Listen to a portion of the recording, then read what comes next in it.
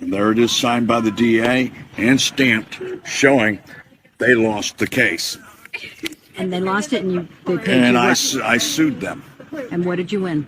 $250,000 for a night in jail. I don't go anywhere without this. This is my traffic book right here.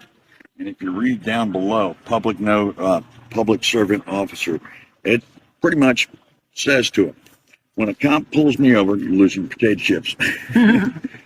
But when a cop pulls me over, the first thing I do is I ask him, what's your emergency and how may I assist you?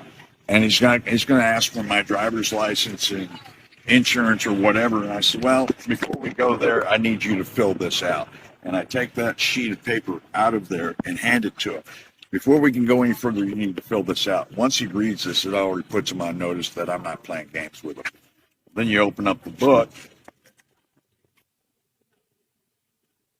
and that is so pointed.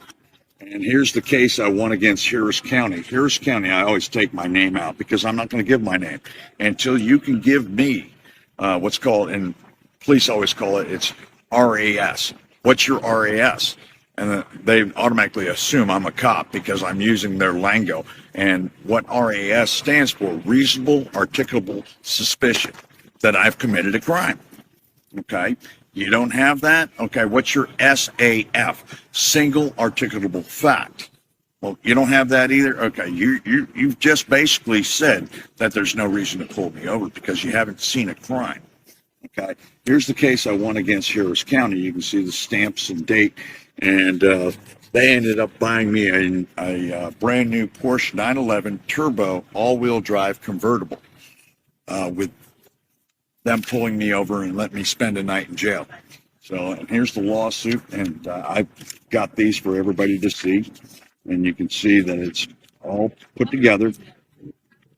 There it is, signed by the DA and stamped, showing they lost the case. And they lost it, and they paid And you I what? sued them. And what did you win? $250,000 for a night in jail. And then Supreme Court says no license necessary to drive an automobile on public highways. Now these are all documented. So what this is called stare decisis. Okay, we're running a case that's already been won in the Supreme Court, and they're in violation of their oath of office when they don't pay attention. My license plate doesn't give you, if you look at my license plate, the license plate alone says I'm not in commerce. Now, if I have a license plate like this car over here and that car over there, they all have license plates. License plates mean I'm engaged in commerce. I'm not engaged in commerce. This doesn't give them the authority to pull me over because they see that. Where do you see that I'm engaged in commerce? What gave you that suspicion that I'm engaged in commerce? You have the right to travel freely unencumbered. And that's all in the law. And we look at the law books, Supreme Court has already ruled on this. And you go back to what is a license. And I want people to do their own homework. Go read the case of Murdoch versus Pennsylvania. Or read the case of, Shuttlesworth versus the city of Birmingham, Alabama. These are showing that you don't need a license. A license is to do something that is immoral, that's sanctioned by the government, like a 007, license to kill, okay? That's immoral. They need to be licensed by the state. In other words, they're protected by the state on that. There's nothing immoral about leaving my house to go get a gallon of milk. I only need a license if I'm using the public property. The roadways are public. And they're paid for by the gas tax, okay? They're not paid for by traffic violations. So when you get into the law, this is what scares most cops, and I'm going to get to it here if the wind would stop for 1 second. This is what most cops don't like because they don't know it. It's non-emergency use of emergency vehicle lights and sirens is a felony. Pulling me over for a traffic violation, they just committed a felony. And if they don't have reasonable suspicion that I'm engaged in commerce, they're done. And I'll bring out my brother's. I'm going to put this away real quick. I want to bring State Trooper. This was his book that he had in his car. Okay. Texas Criminal and Traffic Law Manual.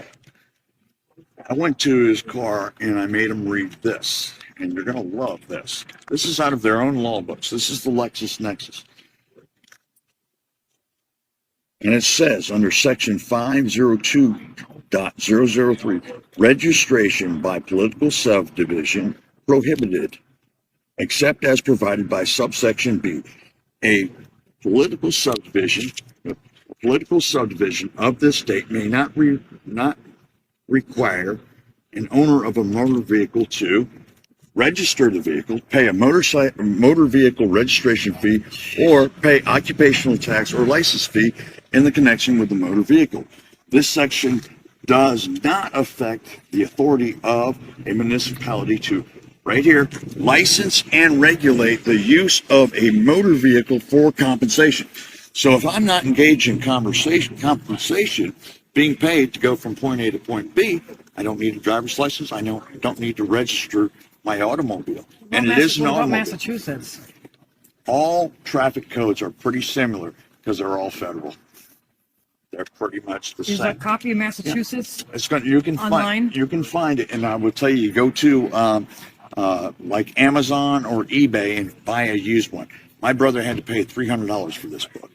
Okay, and then you look at it here.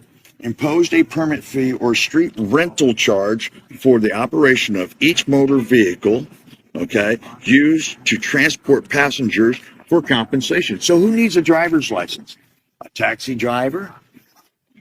Anybody that's engaged in making money using the public